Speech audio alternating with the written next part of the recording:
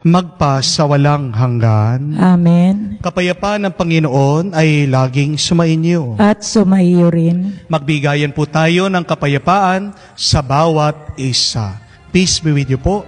Kapayapaan po sa inyong lahat.